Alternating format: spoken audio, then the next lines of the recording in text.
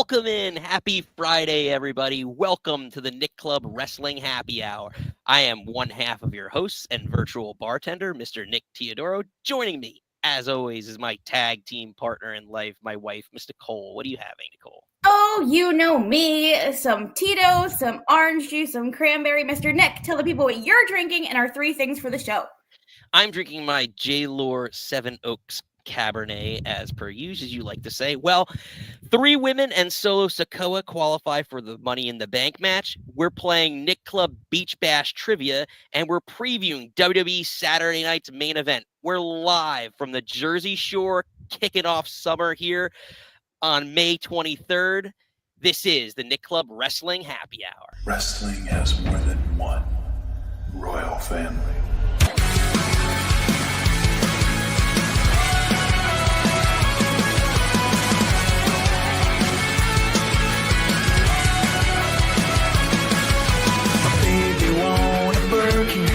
She's been telling me all night long.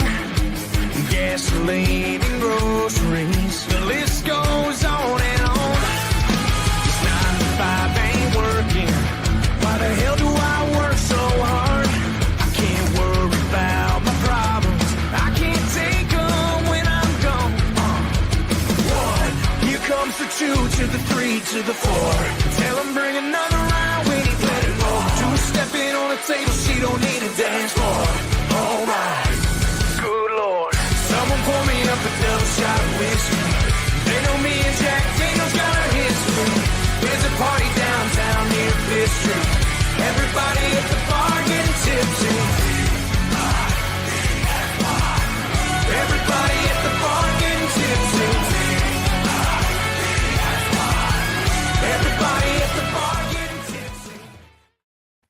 And welcome back in, everybody. Happy Friday. If you are new here, welcome in. Hit the old like and subscribe. If you are a regular, you know we love having you. Nikki. Yes, dear. It's been a week, and it's a little bit of a change of scenery. I know you've been away for a couple days. I've been away for a couple days. Well, we said we were doing something special, so it is officially here. It is Bash at Linda T's Beach House.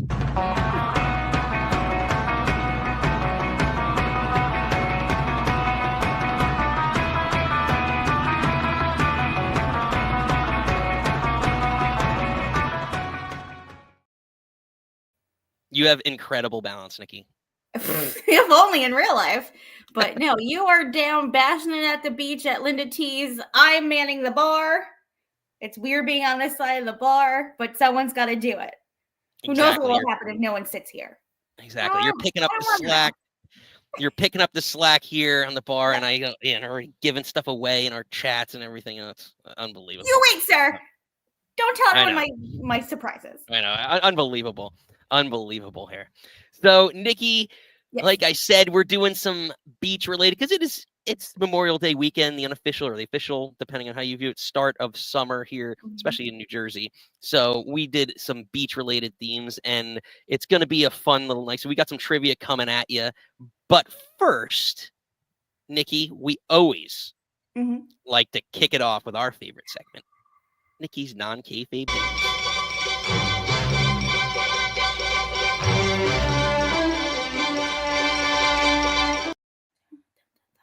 Where Nikki's news is back. But again, starting on some sad news. On Monday night, Zoey Stark was in a triple threat qualifier with a returning Kairi Sane and mommy herself, Rhea Ripley. And she's been doing this springboard, slingshot, drop kick, super kick thing. And she comes like flying into frame. She's supposed to plant her leg and then kick. She plants her leg and it goes not the way it should go. And she goes down immediately and like yell it, basically. Then they kind of pan to Rhea, and then they look up at the Money in the Bank briefcases and then go to a commercial. Basically, she didn't plant, she buckled. Then they're trying to get her, like, they got her out of the ring, this medical guy. was trying to like get her to just kind of like limp, like they helped them backstage, but it got to the point like she couldn't, and the dude, like there's pictures of him just basically he lifted her up and carried her back, and she's just like crying. It's so hard to watch. And basically in 2021, with on the same leg, tore her ACL, MCL, and meniscus. And basically, there's no official word yet, like what the damage is or what if she tore anything. But basically, backstage is like they're worried that she's gonna have to get surgery again, and they're basically preparing not to have her in any storylines for the rest of the year. Which, like, I feel so bad because it's just like, you know, they got rid of Sonya, and then they got rid of Shayna Baszler, and it's like, all right, she's on her own. All PFC is gone now. Yeah, so they're all gone. Which was supposed to, we thought, in theory, oh gosh. And there goes the umbrella. And this is the risk you take when you're doing things outside as the summer comes. Well, don't blow away.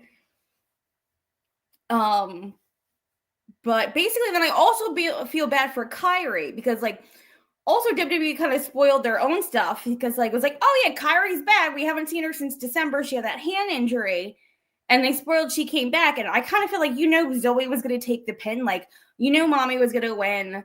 Kyrie came back, and you think Zoey would take the pin, but now Kyrie had to take the pin because obviously Rhea's going to Money in the Bank. Well, so it's just like again, there's never a right time, but this was just such a bad time. Yes, Lisa, I'm all right over here, Lisa. Don't worry, I'm not blowing away. I'm just gonna blow you away with my takes tonight. That's the only thing. Oh God. But no. So talking about the injury itself, yeah, it reminds me. It's eerily similar to Sid Vicious. When Sid Vicious had that injury a couple years back, he jumped off. Well, in the early 90s. Yeah, I know, a couple years back. Yeah, Yeah, the 90s was like 2 years ago. Yeah, it feels like yesterday.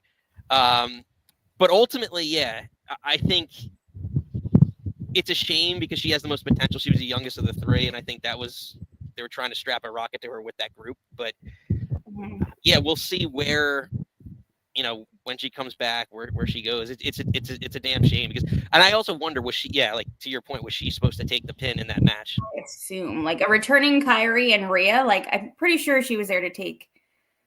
Yeah. So also like what Josh said, like Sid Vicious was a little more, you know, like that thing just snapped. And then also then they just stayed, the camera just stayed on it. At least WWE like kind of like looked away, zoomed out, and then like we're just looking at Rhea, and then Rhea's just kind of staring at Kyrie. But like I feel like with Sid's leg, they were just like leg. The 90s were 2 years ago. What are you talking about? Yeah, math is hard. Well, that's what Nick said. He was like, oh, yeah, you know, Sid did that a couple years ago. I was like, oh, yeah, the 90s was like 2 years ago. It feels like yesterday to me. Damn it. So it is what it is. But Nikki, what else you got for news? I got one more story, which I texted you this morning. Again, I don't know if this broke last night or this morning, but I didn't see it till this morning. But they announced, or like The Rock announced, that WrestleMania 2026 was going to be in New Orleans, and they had their cute, pretty little graphic. Okay. And now apparently thank you. So apparently now WrestleMania is not going to be in New Orleans. Apparently the New Orleans, I had it in my notes. The Sports Foundations did an interview with WrestleNomics. It was basically like, oh yeah, we're not having Mania anymore. We're getting Money in the Bank 2026 and a future WrestleMania. So now I don't think WWE has confirmed at this point. Again, I've worked all day unless something crazy came out a couple hours ago. But basically the rumor is that they're going to go back to Vegas because money, please. Apparently they made obviously a shit ton of money this past WrestleMania, and they weren't going to make as much in NOLA. Wrong, bitch. Oh, gosh. So they're bringing it back next year to Vegas. Apparently this in NOLA was supposed to be the 11th and 12th, and now it's moving to the 17th, 18th. Yeah. 18th, 19th, sorry. So yeah, so that's the rumor. Yeah, I know. Steve Poop. I know he's upset about that. He's a big NOLA fan. Well, yeah, But apparently a lot of people are pissed that, like, all right, you announced it's going to be in New Orleans, so people booked flights and hotel rooms to be that weekend in Vegas or to be in NOLA, and now they have to get refunds for all that. Yeah, it's not a great look at all for the company. Please. Yeah, I mean that's what it ultimately comes down to, right? But again, like they talked about, like of all this stuff, and also another interesting thing. Apparently, WrestleCon is already booked for New Orleans, and how so many indie feds like GCW, maybe one of the biggest indies, like they have all the bazillion shows like Effie's Big Gay Brunch. You have Spring Break with Joey Janela, Bloodsport, whatever else GCW proper puts on. Like, how have they not like already made plans to be in NOLA? Yeah. I mean, it's like the Super Bowl. So I mean, it is WWE Super Bowl. So like it is a big production. So generally speaking, what they're going to do. I don't know. Also, Meltzer said in the Observer that a lot of the TKO board and a lot of the kind of like the UFC, obviously, a lot of them, and Nick Khan is from Vegas, so they're apparently pushing it to have it back in Vegas. If you believe Raby Davy Meltzer. But I mean, why? I mean, again, like to your point, it's easier. I think it's easy venue to fly into as well, right? Like a lot of travel plans, things like that. It just makes it easier, for everybody. And if they had that much success, it's just interesting to try and run it back. I don't know. It seems bizarre because usually you wait like 5 years, but. Or at least 5 years. When was the last back-to-back? Someone's gonna the first back-to-back. Was it 4 and 5 when they was in Atlantic City? Have we had a back-to-back? And like I'm trying to think modern era because they usually I take that back because pan-tumor. Jesus, I work on the brain. Pandemic era, they did back-to-back in Raymond James, but also like they didn't really have a crowd the first time. So I don't know if that counts, but. Steven, I have my notes in my thing, so I can't see the chat. Yeah. It's extenuating circumstances, so to speak. Yeah, so I don't know. But they're also saying this is like the latest a Mania has been announced. Because usually like they announce it earlier. Even when like The Rock announced it. And then thanks, Steven. And then also I checked, it's not Easter's early next year, so Mania won't be on Easter weekend. So Linda T, we're coming to Easter.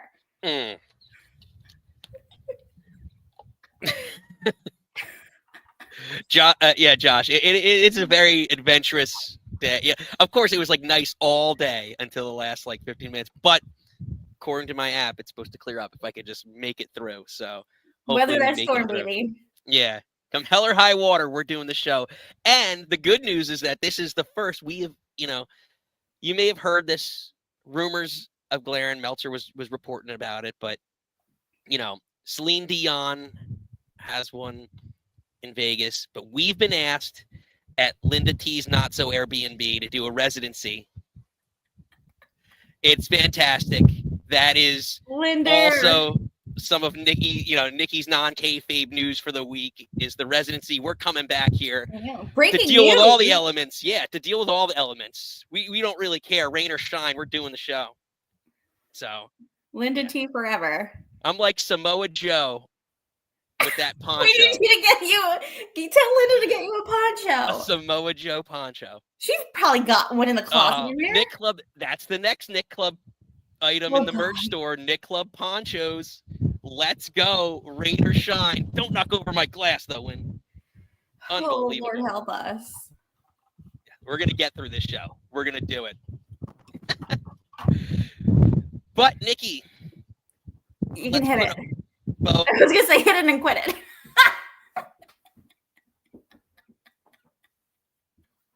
Okay.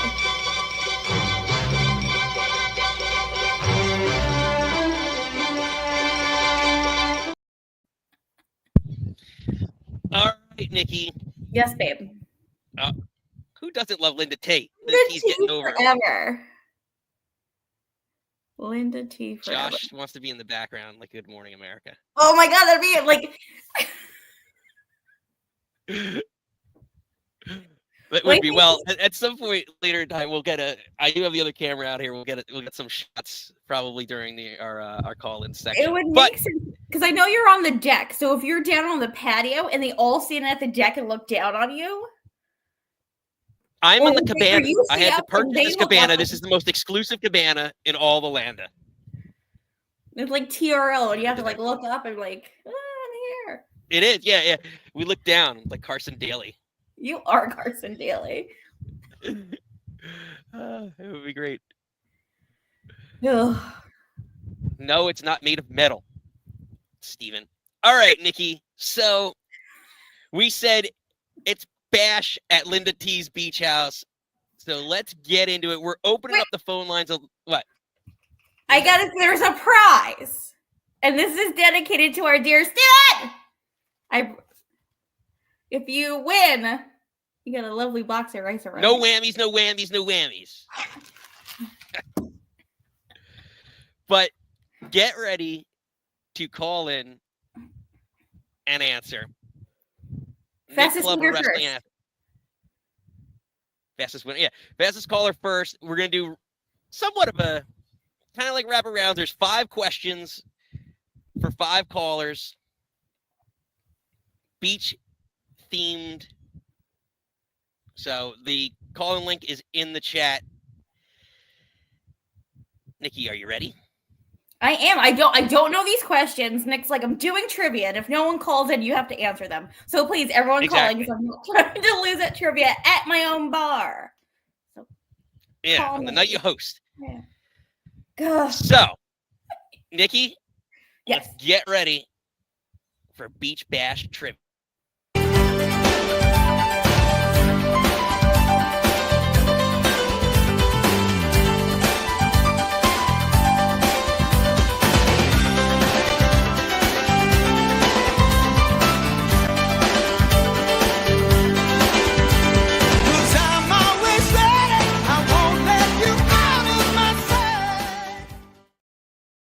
Can I just say quickly that the spinneroonie goes with our rice-a-roni? It's a rice-a-rooney, spinneroonie, 5 questions. Synergy!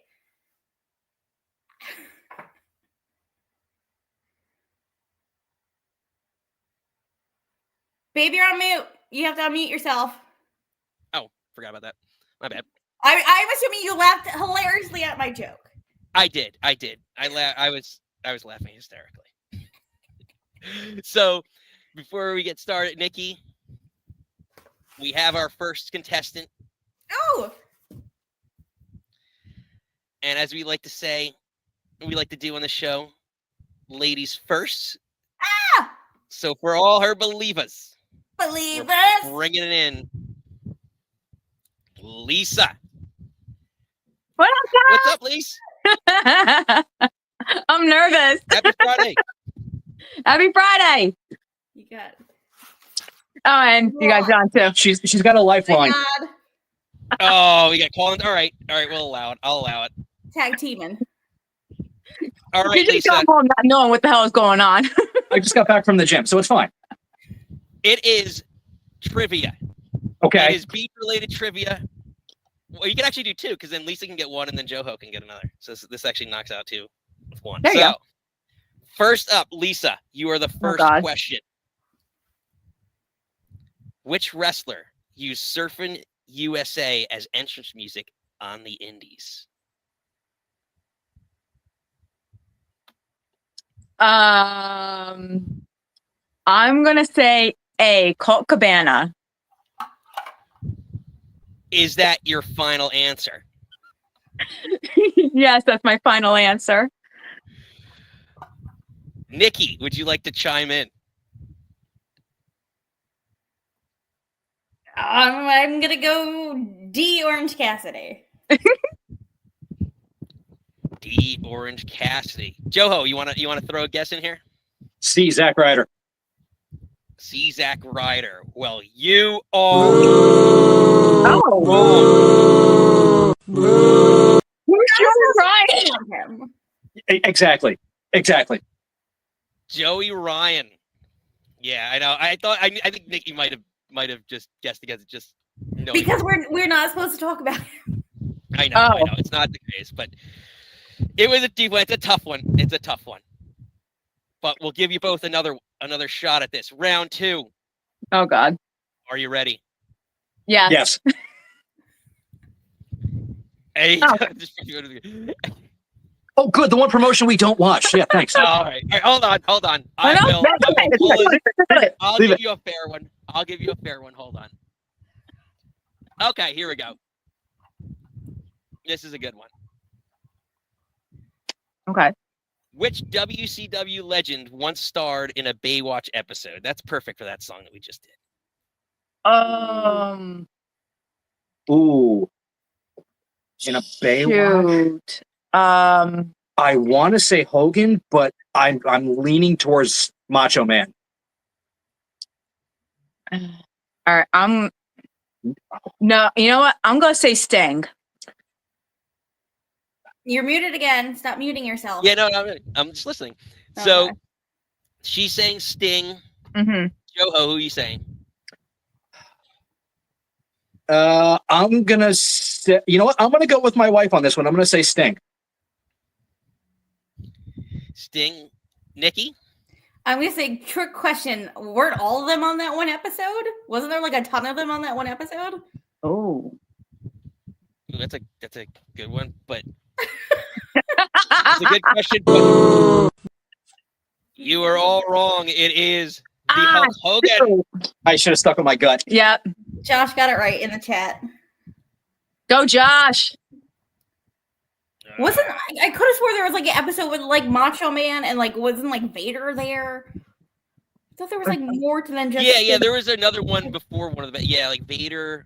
I think Sting might have been in that too, but this is Baywatch. I don't know if that was Baywatch. That might have been something else.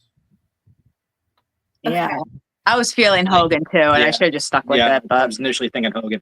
it is what it is. Boo. Why'd you keep picking Joey Ryan and Hulk Hogan? Like what the fuck? Now you pick people I want to talk about. They're not meant supposed to be easy, but Where's Ed? Where's Ed on all this? oh, unbelievable. Girl. Next time maybe you should vet these questions with me. So I would have been like, now I know. Well, if you were in the production meeting, that would require you to go to a production meeting. Exactly. Well, like, I can't go to Seaside. Well put. Well done. Joho, Lisa, great effort. We will hopefully catch you all later in the call-in segment. Bye, guys. Have a great weekend. Now officially Bye, disqualified. So now you have to go back. So we know the other question. If the other two questions have questionable people in it, I'm gonna be real mad at you. Well, hopefully not. All right, next question, next So, caller. Next caller. Let's bring him in. Barcelona. I think I know who wants it. The Berserker wants it.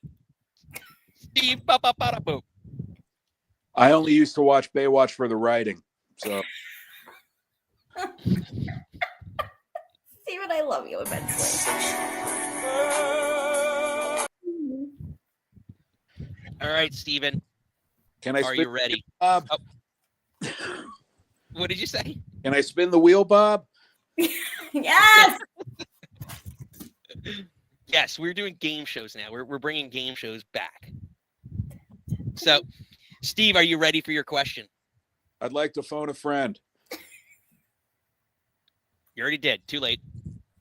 I'm sure Josh will pick up that call real quick. Yeah, I know. Josh, Play, is sir.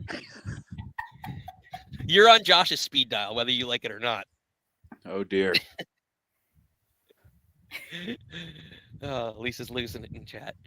All right, Steven, are you ready for your question? Yes, I'd like to solve the puzzle, please. All right. Have you been working? Oh, he's been working on these jokes, Steven. I love you so much. I know. He's got a whole routine, and I can't keep up with it. It's just too far ahead.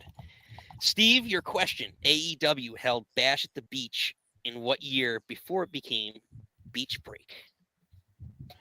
A, 2019, B, 2020, C, 2021, or D, 2022?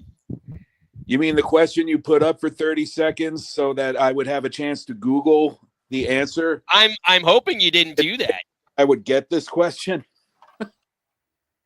You Well, better not have. you're in luck. I did no such thing. Let's Good. see. Bash at the And I'm beach. bad at beach. Probably in a city where there was no beach. I am going to say, geez, AEW hasn't been around that long. And nobody was watching back then anyway. I would say, let's say 2022 when they were starting to bring people back in. Steve, is that your final answer? Sure, why not? Nikki, do you want to double down with Steve 2022 or do you want to I'm going 2019. Because it was like WWE got the rights back real quick to that. So I'm saying it's got to be early days AEW. Because obviously they had to change the name to Beach Break. Joe So. saying 2021. So Did you're you saying Google? 2019, I think. So Yeah, Steve, you said 2021? I said 2022. 2022. All right, all different answers, and you are all wrong. It was 2020. Am I thinking of Fyter Fest? I might be thinking of when they had like the sand all around. Yeah, Like, possibly. did they sand at Daly's place? Wasn't that might have been Fyter Fest? But Yeah. That's a wrong answer. There was no wrestling in 2020. That's fair. That is a fair point. it's all our Steve- fever dream. Exactly. Steve, Thank great you, Rhea. guesses. Thank you, Should we Regis. call it Regis? Yeah, you just called me Regis. Nickus. Yeah. Steve, we will catch you later. So we Call us Nikki, later. What? we are 0 for 3 in these I questions. don't like any of these questions. No, but your Can't make 'em AEW easy. one was good, but I think you probably should have held that and not showed it to everyone. To two people that you know that don't watch AEW. And also, Lisa, we're not talking about AEW tonight. That's for Sunday. We're going to recap. Yes. I was just trying to keep it, I don't know, randomized, but yes. Yes. Oh, yes. Just to mention it. Yes. Like, make that announcement, please. So after Nick's terrible questions and trivia, we're going to go into our normal Raw, SmackDown. We're going to talk about Saturday night's main event. And then Sunday, we'll be back here at a time that Nick will tell you later because I have no idea. I don't go to production meetings. But Sunday, we will be going over AEW and predicting Double or Nothing. Lots of wrestling because we got Saturday night's main event, Battleground, my Joe Hendry, and then you have Double or Nothing. So it's a lot going on. Mm-hmm. So Sunday, for a few little AEW kids, Sunday. Exactly. So, yeah, Sunday at 4 Eastern, we're coming back for some AEW Double or Nothing previews. But tonight, we still got some stuff to get through. Nikki, right now, lines are a little light, so you're going to have to answer. The next one's coming at you, Nikki. Oh, God. It's a tough one. It's not easy. Who teamed with Sting at Beach Blast 1993? Was it A, Ric Flair, B, Hulk Hogan, C, Davey Boy Smith, or D, Ricky the Dragon Steamboat? If it's B, I'm going to drive down to Linda's and smack you. I'm thinking, wasn't it A, Ric Flair? Like, Ric Flair turned on Sting. Like, everyone's turned on Sting. Like, I don't think it's Steamboat. Don't think it's Davey, because I think Davey was still in WWE at that point. I'm going to go Flair, but I'm sure Steven's laughing at me. Josh says agrees with you. He says Flair. Steven's not answering in the chat yet. Lisa. Lisa's talking about Joe Hendry in the chat. I guess Nikki, maybe no. You're saying Well, then it's Flair. Steven's correct. Well, clearly I'm wrong, so it doesn't matter. Steven. Who's Steven saying? C. Davey Boy Smith. Steven is correct. It is Davey Boy Smith. Well done, Steven. He remembers it. So, I don't know. I'm not going to pretend like I know stuff. Steven knows everything. I know, he never forgets anything. Touche, Steven. Yeah, I thought. All right. I don't know. I don't What? want to talk years and dates and stuff, but. All right, I'm what's the not next great at question I'm going to get wrong? You should have given Lex 3 to Steve. I know. Well, Steve, I thought it was him, but he wasn't there yet. That's a Justin. Yeah. Thought he wasn't there yet. It's fair enough. Ooh, okay. This is a good one. Since he's hanging on the line, we'll bring him back in for this one. Steve. Yeah, you should just give them all to go. Steven. All right. Steve, last one on the trivia. You're both going to answer this. Which of these wrestlers has never, ever been part of a beach-themed pay-per-view? Was it A, Chris Jericho, B, John Cena, the GOAT, C, Seth freaking Rollins, or D, Bret the Hitman Hart? Can I have the audio daily double, please? Only if you answer the form of the question. Can I have the daily double, please? All right, geez. Holy crap. Never been part of a beach-themed pay-per-view, huh? What? It probably was Seth. Now that I think about it, I was kind of leaning that way anyway. So, yeah, I think John's got it. Seth. Nikki, as the resident Seth freaking Rollins expert, do you concur? Yeah, I really feel like it's Seth. Ooh. The answer, Bret the Hitman Hart. What was The best there- Then what was Seth Rollins at that was beach themed? No, show your work, son. Seth. I have to. Yeah, do where's it. the footnotes? No, I'll do it afterwards. We will check those notes. We'll check that in the last part of this segment. you We will do that in the are call lying to segment. me, We got a lot to sir. get through. All right, I hear people typing. I hear people typing in the background. It's me. Yeah. You're not gonna be I like, know, oh, I know Nicole exactly. would know, and then I know this is fact. This is fact. Everyone's gonna criticize. I just feel like I don't keep think so. going, babe. I don't think. No, I guess Bret was never at a Great American Bash. That's not a beach. I don't think that's considered beach theme. Bash at the beach. Yeah, Great American Bash. I don't know is a beach themed. I don't classify that. So, if you consider it an asterisk, It is. whatever. Well, Steve, I'm sure you could argue later, but we got a lot to get through, so we're Sorry, gonna keep going. close up. I'm gonna. Oh wait, not edit this one. Are We're you gonna close up considering SummerSlam? Yes, SummerSlam. Yeah, That's not beach themed. summer beach. Yes, summer thing. Come on. Well, then Bret Hart was at SummerSlam. Wait, about? wait, no. It wasn't SummerSlam. It wasn't SummerSlam. No, sorry. We will go this later. We will get back to this later. This is a questionable question. We will get back to it. You know, you're always angry. There's always an asterisk on any of these game shows that you always have, but we're gonna put a bow on it for now. So we'll give you half point for that. But this is the first of hopefully some many trivia-related games that we're going to bring into this show. Yeah, let's talk about 2 crap people and 1 you're wrong about. Oh, God. That's not funny. You know what? I'm going to cheer you up with some good news.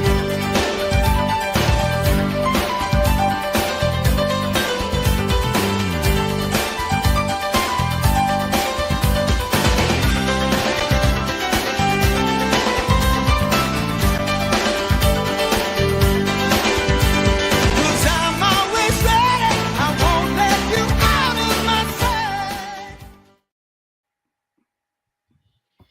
We made it through. And actually, it's starting to brighten up here in Seaside once again, as it has been. So, Nikki, we move along into our our general kayfabe portion of the show. So we're going to get to it because this past week we are lining up, we are gearing up for two big events, but the second of which is coming in a couple weeks, and we're seeing some qualifiers for the women's and men's Money in the Bank matches. So let's take a look back this past week as 3 women have qualified for the women's Money in the Bank ladder. Today singing, go on, take the money and run. Go on, take the money and run. Woo-hoo-hoo. So go on, take the money and run.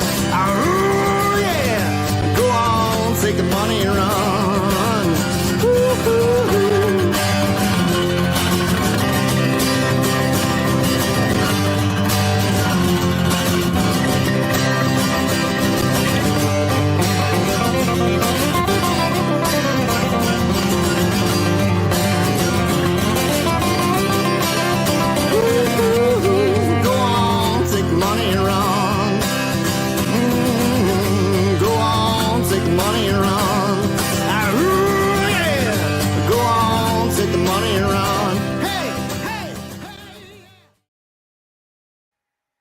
So, Nikki, Yes. 3 women qualify for the women's Money in the Bank ladder match. Your thoughts?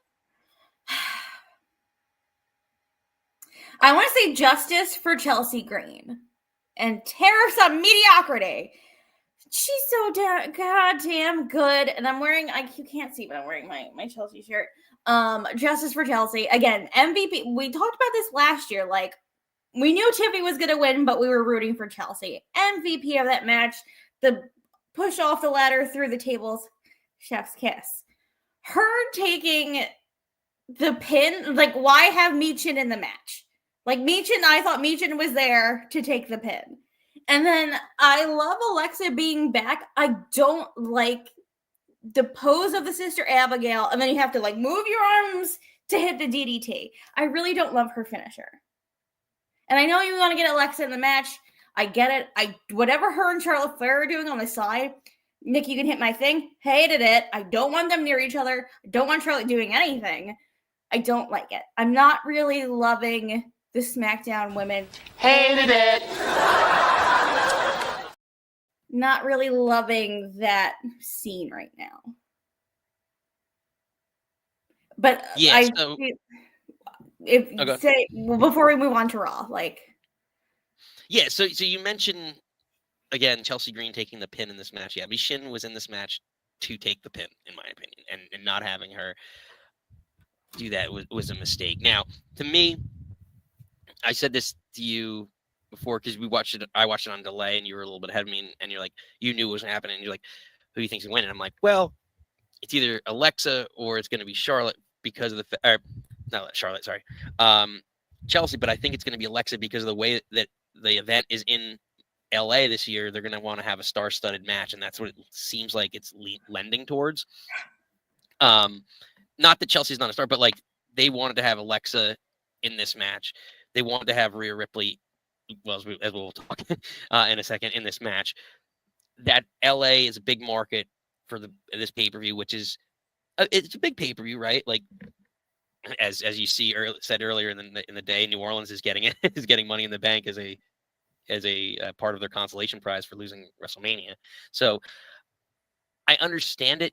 Yes, and the thing I gotta give Steven props on this because she has these 2 women with her in Alba Fire and Piper Niven, and now it's again like, what does she do from here? Because she's elevating these 2 women with her in the stable, and she doesn't have a belt. She doesn't have this Money in the Bank now briefcase. I don't know where she can go from here, and it's tough because now maybe maybe she can get in like some sort of like wild card. What are the eliminators that AEW does, like something like that? That you play in round type deal. I don't know. No, well, that's what I'm hoping. Like they do like a last chance if like everyone who lost a match, and like Steven said, like a last chance gauntlet thing. But if that's the plan, then there's so many women on your roster. Again, Michin was right there. I don't think Chelsea should have ate the pin. I really don't. And I know that's sort of like her character, but I don't know. I just want justice for her so bad. Like I want her. Steve thinks she's still getting in. He says she's not worried. Last chance gauntlet or something. But I just didn't want her. I don't know. I think it'd been more for her, like, that's when she could run to Nick Aldis and was like, I wasn't pinned. Like, I should get in. And, like, that's not fair, Nicholas. And then she, like, yells at Nick Aldis. Like, that would have been more to carry the story than she just eats his Sister Abigail DDT thingy. Right. Yeah. I think if you want her to be this annoying Trumper Karen thing, then have the other woman get pinned so she can go running and complain to management. I think that would have been more of her character, more her angle than just like, I know it made sense when like Michin and Alexa at the beginning of the match were both beating up on her. Like that made sense. But like, it doesn't sit well with me that she ate the pin. But, yeah. You know, I love. Also, it's interesting. Steve made a good point. It makes sense if you look at it as she comes all the way back from being pinned in the first match to winning the whole thing. Yeah, it's a good arc. It's a nice story. I really love to be wrong. Because when we do these predictions in a couple weeks, I want to be Team Chelsea so bad. I want her. I need to buy that hat. I want that hat. But I don't know. I hope we're all right and she is in it and she is winning it. And that's why you had her drop the US title. I don't know if she would take, but then I don't see her taking the belt off Tiffy. But again, she has money in the bank, so maybe that's, I don't know. I mean, maybe the only thing is, the other summation I can make of it is that, like, they think she could get enough momentum on her own that she doesn't briefcase, and the briefcase is kind of like built-in momentum for people.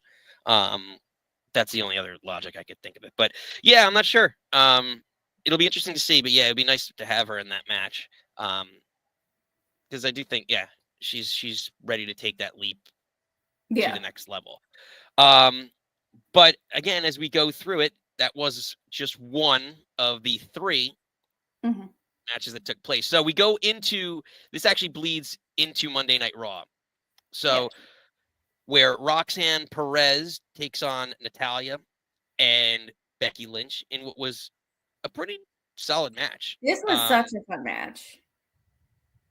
Yeah, I was surprised that, again, like, this is the type of scenario I think that works out in Roxanne's favor. Where, like, her small stature, she can do springboard things, she can make herself look much stronger than she is. And then, like, I just think I know she was really big on NXT, and I know maybe Mikey, if he chimes in the chat, I know he was super, super big on her. Like, she's someone who's going to need a group to get over. She's going to need some sort of, like, kind of, I'm not a huge fan of her finisher, but matches like this help her look super strong. It just, it makes it really accentuates the type of talent she can be, in this match. And ultimately, probably should have expected it, right? Becky and Lyra are going to cancel each other out. A little bit of a wonky-ish finish, but she does hit the Pop Rocks, and Roxanne Perez does advance into the Money in the Bank match. Again, overall, probably makes the most sense out of the three, unless you were going to elevate Becky right to the world title scene, and that I don't love. I don't know. Do you have any other thoughts on this? I have so many feelings about this match. I'm gonna start first. I'm over Natalya. Give me Natty Neihart from the Crockett Cup from Bloodsport telling people to go F themselves and fighting people in the crowd. But that sit out powerbomb looked so good. I was just like, get it, girl. Like, she trains half the women's roster anyway. I just, like, justice for Natty. But I also I think she made Roxanne look really good because I know we're not a huge fan of the pop rocks, and how she hit it wasn't great. But I feel like Natty sort of sold it as like a kind of like how they landed was like a roll up, like it kind of like a quick, like Roxanne got her and she was like, oh, a quick roll up, and kind of like snapped out of it. I think that's if you're gonna do it, because it looks fine if you do it on a small person. Again, Roxanne's tiny. If you do it on Selena Vega, it's gonna look good. You can't do it on someone. Big is not the right word, but someone like Natty, like it doesn't look right. But how Natty sold it, I think, made Roxanne look incredible. And again, Natty looking here, incredible. Like, and I know it's not going to happen. Chain wrestling. There's a lot of chain wrestling. Maybe give her, maybe give her the US or the IC belt, like justice for Natty to like give her a little run with a belt. Because I feel like the service that she's done and what she does for honestly women's wrestling, like I love Natty. Justice for Natty. Give me a heel, her saying "fuck you" to the crowd. I know we can't do that in WWE, but a girl can dream.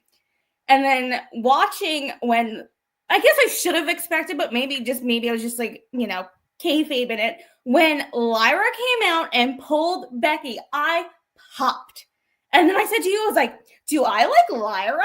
And I was like, this made her like the leaps and bounds that she's doing. And they're actually giving her story. Like when she like ripped her out and then did it again, I was like, yes, this is what I want. Stop giving me little girl. She came out and she's like, not today, sister. And I'm like, I loved that. Like it's giving. So you weren't feeling like why in God's name would you wear a costume with giant wings? I'm a sexy angel. Are we supposed to pretend like you're not dressed like a giant bird? I mean, if you're gonna be sexy, don't dress like a bird. Joss and John, I love you so much in the chat. We are in the upside down multiverse universe today, clearly, because I'm behind the bar.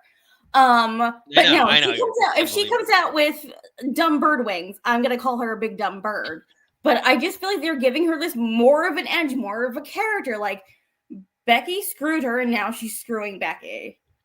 Calm down, guys. But like, I love that. I love that they're giving her more than like she feels alive in the sky. I'm a bird lady. Like I don't know. Like I popped when she pulled Becky out, and I was like, oh, we're doing something here. So I'm excited for that. But then also, I felt like Roxanne was like, you're not going to put Natty in it because Natty's not going to win Money in the Bank. But I also don't think you can put Becky and Rhea in a match together right now. I want to keep them separate for a while. So, right winner, lots of stuff going on. I really like this match. Absolutely. No, again, it was probably the best of, well, it definitely was the best of the three. The best of the three, yeah. So it bleeds us into the main event, or well, goes to the main event, where Rhea Ripley, Kairi Sane, and we talked about Zoey Stark earlier. Yeah. All competing. And ultimately, we do see Rhea Ripley making it out on top and becoming the third member, I should say, of this match. So overall, with Rhea Ripley advancing, Nikki, any thoughts? Obviously, that match, we kind of touched upon it a lot earlier. Things, but I think is she going to be like, because you kind of have like your stereotypes of who's going to be in the ladder match. Is she just like the powerhouse to do the big spots? I don't see Rhea winning, and I necessarily don't want her to win this. I feel like, again, Chelsea or like Tiffany, you need to give it into an up and coming heel. That's what makes the most sense about Money in the Bank. It equals heel. Cash in. Hello, Lisa, your man. Joho, cover your ears. Like Edge, the ultimate opportunist. Like that's what this whole briefcase thing was kind of built on. Having Rhea at this point, mega baby face. It doesn't make sense to her to have it. And again, like Rhea doesn't need a briefcase. She really doesn't need a belt. Like she's Rhea Bloody Ripley. Like we all love her. I think she's just there to do the big things, but I don't see her winning. Yeah, no, I agree. I think it's just again, like I mentioned earlier, just trying to get a bunch of stars into the match to make it look, stronger and build it up because, as Josh put in the chat, it's the second biggest market. Or was it Joho? I don't know. Josh or Joho. Too many J's. But Nikki, Mhm. put a little bow on the Money in the Bank portion. On the men's side, the only other thing to talk about is on SmackDown, Solo Sikoa is the solo person to enter or to qualify for the men's Money in the Bank ladder match. There is some tension boiling there between Solo and Jacob, but I think we'll save that topic for a little, in the interest of time, for another day. Here in terms of, because I think that storyline's got a lot of onions to peel back, or layers to the onion, so to speak, to peel back. Yeah, So, what do you want to? No, we can Have just. any- I just I don't like Ray should have been in it, but I get it. But it's interesting. I don't think he's gonna win, but again, I think this is a later days topic because the Raw men's qualifiers are next week, so I think we can just lump that in next week. Exactly. Almost So, got a back Nikki. a lot. Well, hey, we got SmackDown at 8. We got the Knicks and Indiana Pacers. Knicks against Tyrese, as I call him, Healiburton. The Healiburton, yeah. Knicks and 6. Knicks and 6. Let's go. But on Saturday night, tomorrow night, Nikki, we got a bunch more wrestling to get to. So we came here talking about a couple of different kayfabe things, Money in the Bank qualifiers. But the other thing is tomorrow night is Saturday night's main event. So let's look at some of the matches that are scheduled for tomorrow night.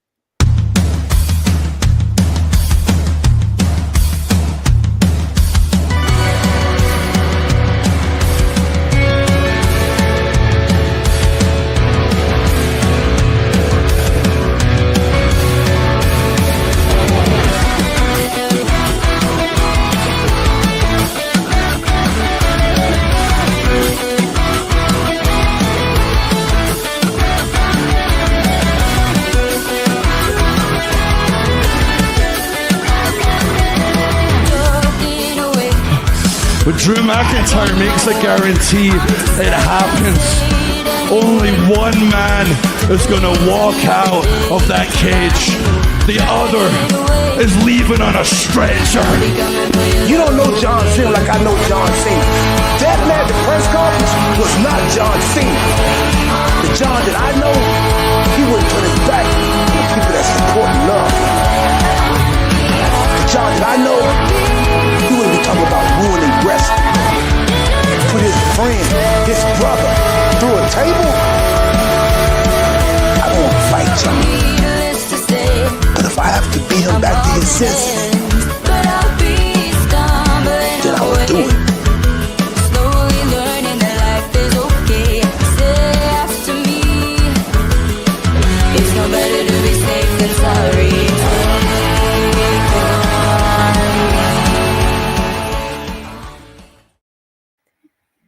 Nikki. Yes. Saturday. You like that a little 80s-ish? I do. I like that song. But, Saturday night's all right for fighting. So. I know. I didn't want to. I knew how. Yes, I know. That, so let's get to it. So, Nikki, Saturday night main event. I figured for this one, I don't know. I didn't really have any particular order that I was looking at. So let's get right into the biggest star and arguably the biggest blood feud. John Cena and R-Truth. The belt is not on the line. This is just an exhibition match. Exactly. Which actually, thank you for the reminder. Just like in our predictions, because this is not a true PLE or pay-per-view, my title as champion of predictions is not on the line here. Yeah, you're a real John Cena. Yeah. Listen, I only have a certain amount of dates that I have to defend once a month. And that's how that works. Ugh. So, Nikki, what are your thoughts of this match? I think this is going to, sadly, I want to be wrong, but I think this is going to be a squash. And I think, because if the rumor mills are correct, I think Travis Scott is going to come out and help John Cena beat the shit out of R-Truth. And I think it's going to be real bad, and then someone's got to come save R-Truth. You know who that's going to be, and apparently that's supposed to lead to a tag match or multi-man tag match at Money in the Bank. Yeah, and that's actually, you kind of bled into the question that I was going to ask, is who could, in fact, help on Cena. And I don't want to see Travis Scott on my TV anymore. I know he's been training. Was he training with like Booker T or something? He's been training at Booker T school on and off. Yeah, I don't want to see Travis Scott at all. No, no one wants to see it, but that's the rumors. That match is supposed to happen at Money in the Bank. I don't know if I think Josh has too much helium in his head in that spacesuit or something. R-Truth is winning this. Yeah, I don't know. Lisa's a little bit more realistic. Win by DQ. Like, Travis Scott comes out and beat the shit out of him, and he wins by DQ. But again, you're not getting the belt. You're not getting a moral victory. You're just going to get the shit kicked out of you. Yeah, he says he drinks out Travis Scott. He's done watching PLEs. Yeah, yeah. So that's the question: is like, who could help him? I guess it's Travis Scott. That's the rumor. Again, to me, I tend to agree. I think this could be a really, really quick squash match, and it's not that it's. I mean, I think you could build in a little bit more because they have a lot of history. You could give a little bit more to this feud, but it just seems like something just to get over. Do they have a lot of history, or is that all in R-Truth's head? Maybe, but like that, I don't know. That's a good point. Fair point. I want him to, everyone's saying they want him to, like, because whatever 2010, 2011, when they were feuding and Truth was a heel, he came out with like a lit cigarette. Like, give me that R-Truth. But I don't think that's the R-Truth we're getting. That's fair. So, Nikki, I think you and I both agree. Well, I guess so you want to make a pick? I don't know if it matters. Yeah, it's not for the belt. R-Truth is getting beat up. R-Truth's getting beat up. She's saying, all right, I'm saying Cena's going to win regardless. It doesn't really matter. But Cena needs another win. So, Nikki, we move along. And this match, I have some thoughts, but I want to get your thoughts first on, because this is probably the biggest grudge match in this whole Saturday night's main event. The biggest build-up, arguably. Yeah. Over a year in the making. So, what are your thoughts on this? Inside a steel cage, Drew McIntyre, Damian Priest. I want it to be in a blue cage like it was in the 80s. If it's not that old school blue cage, I will be upset. This feud also makes me upset because I feel like they both need wins. And I know Drew won the Mania match. So are they going to do 50-50 booking and have Priest win? So you do the 50-50 booking, or you could have Drew win again, and I don't think that makes Priest look good. Like, I just feel like no one's winning in this feud. I think it's going to be a fun match, but I don't...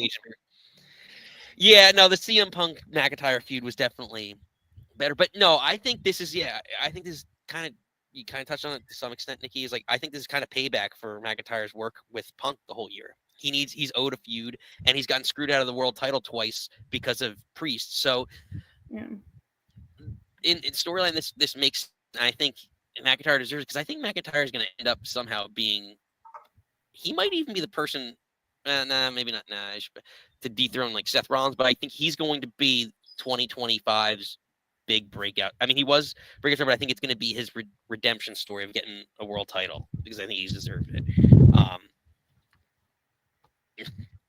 Nikki will riot. No one's here to stop. I know. I'm literally here myself. I'm just going to riot. And then maybe I want this to be good because, for extenuating circumstances, Hell in a Cell, my birthday video, was not a fun night. Even though I loved everyone that was in our house. But yeah, should this have headlined? Like, do you think this should have? I don't know I think John Cena's got to close. I would think this would open. Then you're going to have Jey in the middle of your main event champion, who's called Main Event Jey Uso, is going to be in the middle of your fucking card. Yeah. Or are they going to have him and Logan? They just change it to mid-event Jey Uso. I don't know. This card kind of baffles me. And then also, I don't know if because it's, one weird, there's no women's match on it, unless something gets announced tonight. But like, it's not going to be Tiffy because Tiffy just had the match last week with Nia. And then you're going to put Zelina and someone like, so it's weird that they don't have a women's match. But I just think it's a weird card. It feels like a weird card. You have both your champions fighting people that they should not lose to. Well, it's a week before like Money in the Bank. I feel like that's why. It's like 2 weeks before Money. They're cramming it all in, and stop doing it. It's all in the money. It's all about the monies. But yeah, so gun to your head. Who do you got? Who you got going over?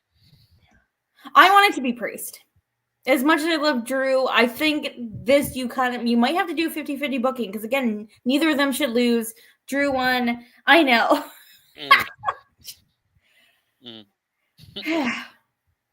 I'm going Priest. But I'm going Drew on this. I can see it going either way. I really can.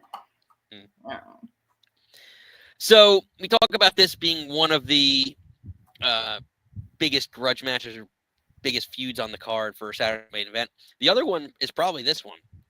Tag team match, Sami Zayn and CM Punk teaming against Seth freaking Rollins and Bron Breakker, the new alliance post-WrestleMania, the big Raw after Mania storyline. So what are your expectations and what are your thoughts of this match? I hope it's match of the night. I'm like, you got 3 of your heaviest hitters, basically, and then your up-and-comer, Braun, that they're going to strap the rocket to. They already sort of have. I'm hoping, like, this should be... it's just supposed to be, like, a normal, like, tag match. There's no stip, right? Yeah, not that I know of. Yeah, there's no I don't know. I'm really... Because obviously, we all... Like, Seth is my man. We love CM Punk. I think, Sammy's so solid. Braun it should be the only person that it should be allowed to spear people. But I think this is going to spin off into what would happen at Money in the Bank. And I think SummerSlam, I think this is going to be the program of the summer of these 4. And maybe you can insert other people. Obviously with Gunther and Jey and Logan Paul, like Seth is sowing seeds, baby. So I think this is going to set up the feuds going on for the rest of the summer. Like this is the start. Well, I guess the Raw after Mania is the start. This is kind of like maybe when we're going up, and then it's going to run to SummerSlam. Yeah, my question mainly about this is like, is this the time? Could we see now? It's the odds are potentially even, right? So like, could this be the time where we see a new member of that faction join, or is this just the Paul Heyman is the X factor for now, and they get a victory to get a build? Because I think they need to get a victory to build up, as Steven's calling them, the Seth Riders. Seth needs to win all day because, again, I think I'm more like I feel like this can go a couple ways. I think Seth needs to win. I honestly would love Bron Breakker to get. I think it's like Braun has to pin Sami, so that it's still between Seth and Punk that like not pinning each other. But then I also worry because they did, was it last Monday or the Monday before? Punk was like, oh, I don't know if I can trust you. And Sam was like, I don't know I can trust you at War Games, but you help us win. Like with Punk, like, I don't know if I can trust you. And like maybe Sami turns and Sami joins them. And it's more like, is Punk like the new Sting that everyone just turns on him and he can't trust anybody? Is that more interesting? Or do you have someone like, the rumors is Bronson Reed? He should be hopefully back and healthy. Like, does he come in and just like squash Punk but it's also weird. That would be a nice addition too. Yeah, so I don't know. Well, Bronson Reed with that group would be great because then you can set up the Bronson Reed Bron Breakker feud all at the some point in Brons. time, and and then you build up Bron Breakker as like the third guy, the face, the baby face that has to beat that whole group. That's kind of how I view it. Yeah, but I think we're gonna like Seth and that group should win. I don't know. I think there's gonna I'm worried because at Backlash, like every match had a thing. I'm hoping just John Cena's match and this match could possibly have like a run-in.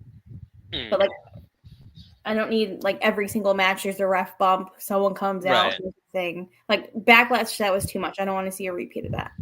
I think that's why I think this might be the match because you do it once a night. It has good taste to it. It makes the show flow, and it gives a memorable memory for a show that may not be that memorable, even though it's got names on it per se. So I think you and I agree here that we both probably think that, as Steven called it so eloquently, which I think that's the Ed term, the Seth Riders, because I think Ed brought that to the show a couple weeks ago. But Nikki, that brings us to main event Jey Uso defending the World Heavyweight title for the second time. I had to think about this. It was like his first one and done. But defending the World Heavyweight title against Logan Paul, the Maverick. And overall, what are your thoughts on this match? And like, could it be the last reign of Jey Uso?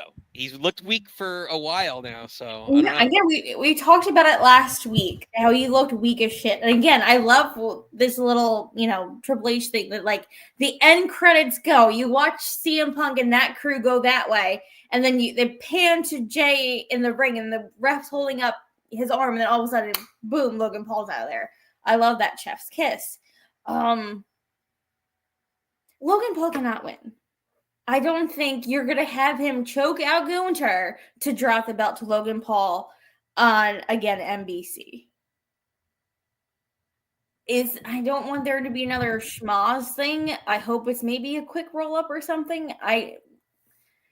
I don't think this is necessarily a clean win, but, like, Logan Paul can't win. Again, I'm very much maybe old school, but, like, if you stand tall at the pay-per-view, you're stand tall to go home, you're not going to stand tall at the pay-per-view. So I'm really hoping something happens. I worry so much about this match, because I feel like they both are incredible wrestlers who care so much about this, but they need a good dance partner. And if, like, you're an okay dancer and I'm an okay dancer, like, how are we gonna do no one can lead, neither like, who's the general, who's leading this? And it makes because you would think Jey, it's as gonna be the Jey, champion, as the older statesman, again, Logan Paul coming in as this YouTuber guy, Jey should lead. I don't think he's that strong of a lead guy. This match makes me worried. I would love to be proven wrong. Again, rather be happy than right. Hope this is a good match. I worry. Yeah, I think it's gonna be a really super athletic match. I think it'll be a lot better than you're thinking right now, just from the onset, because again, like, Logan Paul's phenomenal. As much as say what you will about him, his personality, he's phenomenal in the ring. He's taken like a duck to water, as Forrest Gump would say. So I really think that it's going in the right direction. It's going to be a good match, but and I think Jey Uso needs a definitive victory here. So, like, with Bron Breakker or the Alliance taken out of the picture right now for the time being, it works out nicely for him to get a really good win. And again, I don't know how much credibility this adds to his title reign yet, of someone who's not a world champion and has only won one United States title, but it's enough that I think it'll just give him some momentum as we move towards and creep towards SummerSlam. The also added layer to this is that Gunther was the next Raw, or the Raw after has the winner. Like, are you going to have Jey drop the belt to Logan to put it back on Gunther? Are you going to have Gunther Jey again, and then Gunther comes back and chokes him out? Gunther felt very babyface in that promo off. Well, I don't even know pro off with him. Oh wait, are you saying he's becoming a face? That was gonna be a topic too, but I'm not gonna get into it. You know how I feel about faces and heels. I know, Nick, very much tell the man who to root for. And I don't know what you're going to do if, like, Gunther's face and Jay's face. Who's to say? But I don't know. This doesn't. I worry. Yeah. But ultimately, do you see a title change, or? I don't think so. I don't think you're going to. Your Rumble winner that won in at Mania is not going to drop it to your quote unquote YouTube person on NBC. I could be wrong, but I don't think so. No, that's fair. That's fair. So, yeah, Nikki, I agree. I think Jey is ended up on top. I think this is going to be another one of his title defenses that just add more credibility to him. So we'll see. We'll see. All right, Nikki, we are running over. We got to a lot here tonight. Again, we wanted to. We're doing this here at the beach, so if you hear some feedback here, we're getting a lot of wind, but that's what happens when you do live shows at the beach, right, Nikki? Fun little adventures down here at Linda T's Not So Airbnb. Good old Linders. As we get ready for our summer residency here in 2025, keeping it alive. So, Nikki, it's come to that time of the show where we open up the phone lines. So I need to know. Hold on a second, sorry. Catching up here. Are you ready, Nikki? Yes. As we like to say on this show, Nikki. Sorry, my connection's getting a little cut up here. You hear me? We good? Yeah. I'm hitting the snare, my babe. little blondie. Hit the snare.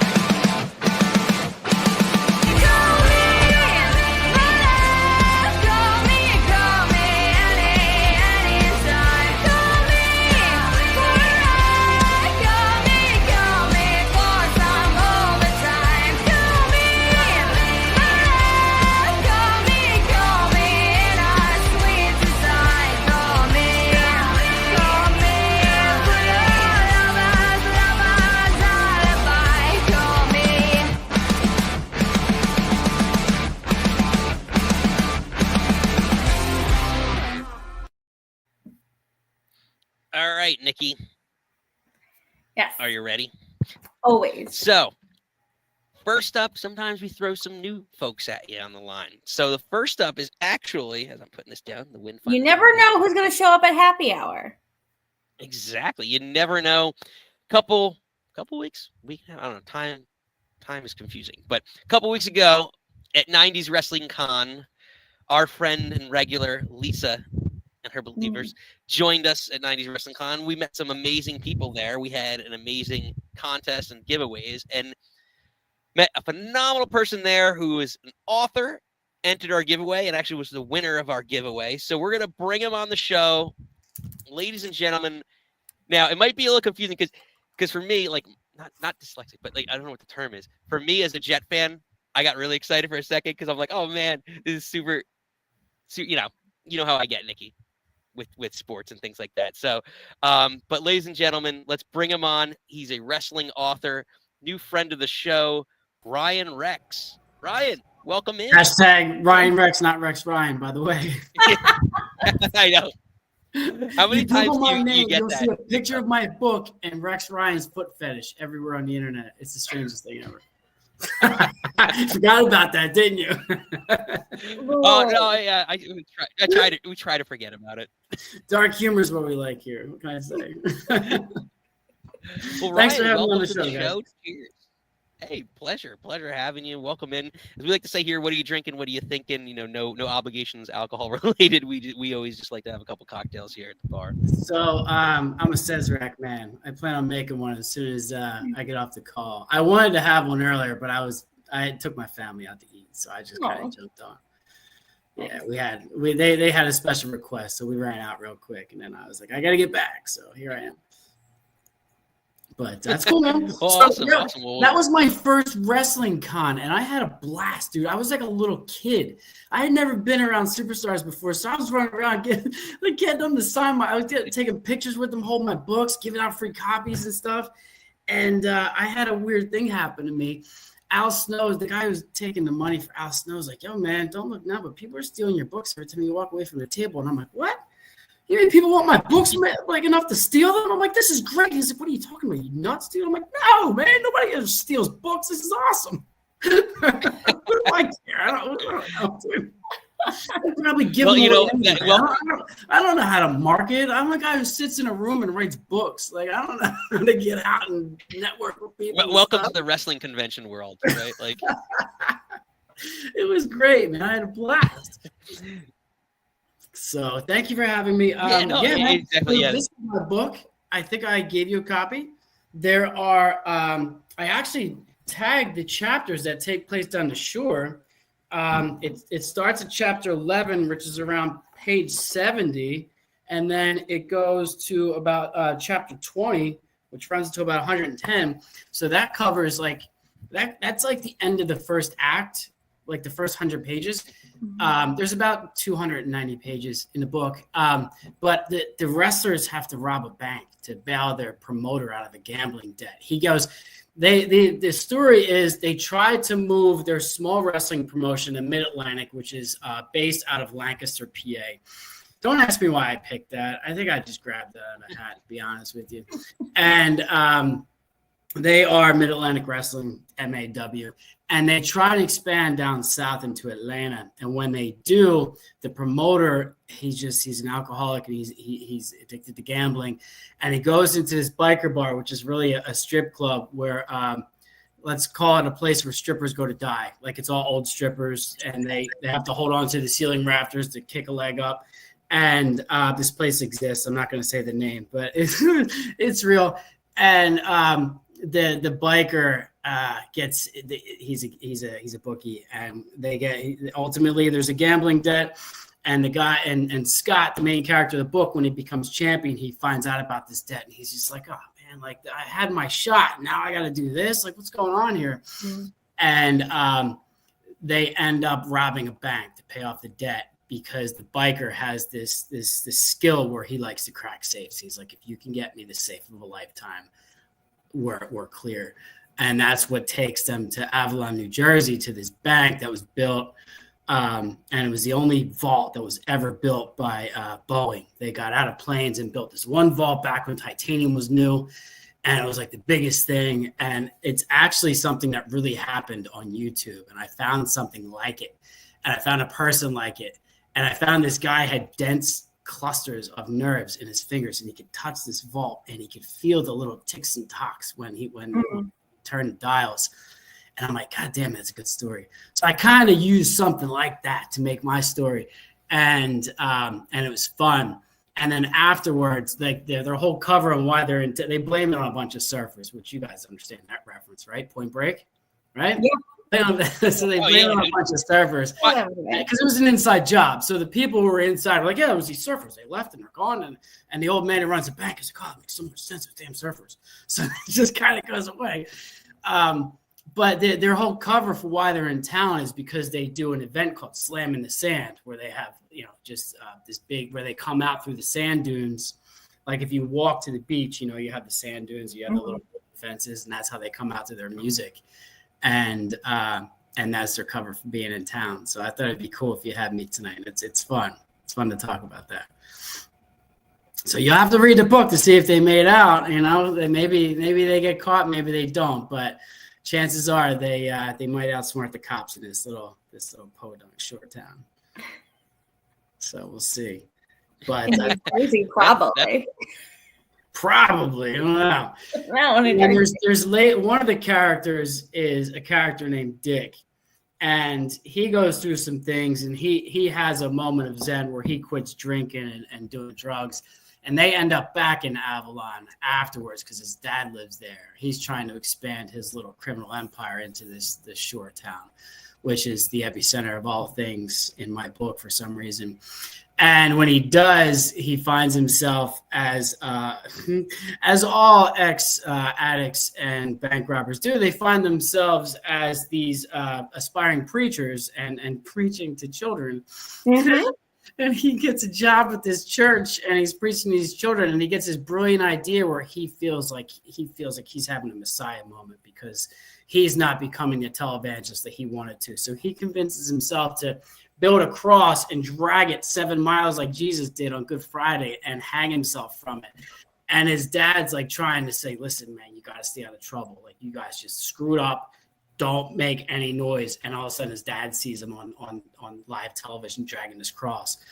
And he hangs himself on it. And because it's just so poetic, man, because who else would you expect to run a church besides some guy who's just up to no good? So that's kind of why my books are called American Dysfunction, because nothing is as it seems, and only the bad people take over, and all the good people are just sitting there like, well, now what do we do? Just, so art imitates life in that way for me. Interesting. Yeah, it's an interesting take on it. So really, what gave you the idea to do this book? What inspired you to kind of? So Right. what inspired me? The Monday Night Wars? Like I met Eric Bischoff when we were at the 90s Wrestling Con, and I had to tell him, I'm like, hey man, like I was still a teenager when that was going on, and I bought it, dude. Like I thought you guys were for real, the original NWO. Man, you guys were villainous SOBs, and I just like I didn't root for them, but I loved every minute of it. He's like, yeah, man, that's when the gimmick is good. He's like, when people believe it. I'm like, yeah, well, I bought in, dude, because when Sting used to come down from the ceiling with that bat and start swinging, it was like 50 dudes, and it was just Sting, and he would clear the whole ring, it was so exciting. And, I was just a kid. I'm like, yeah, Sting. And meanwhile, I'm like, there's 50 of them, like, 20 years later. Yeah. The whole NWO was out there. It's just him, and maybe Ric Flair and Roddy Piper ran in, and maybe Luger came out at one point on another show, but there wasn't many other guys, Mm-hmm. At one point, WCW was the NWO, I think. It just kind of became that way. Yeah. But it was that time period, it was the Attitude Era. And honestly, like when I first started watching wrestling, because my parents got divorced when I was very young.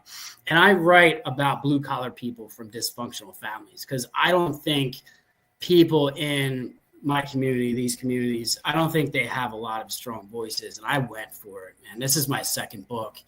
And I really go for it. And when I was young, my parents had just gotten divorced, and the guy who I wrote in the first chapter of my first book, I wrote a story about this guy used to beat up my mom in front of me. And it's a fact. And I was this little kid, but wrestling was kind of my getaway from that. Like I found Hulk Hogan when I was 5. And Hulk Hogan's Rockin' Wrestling, and his feud with Roddy Piper, and he partnered with Mr. T.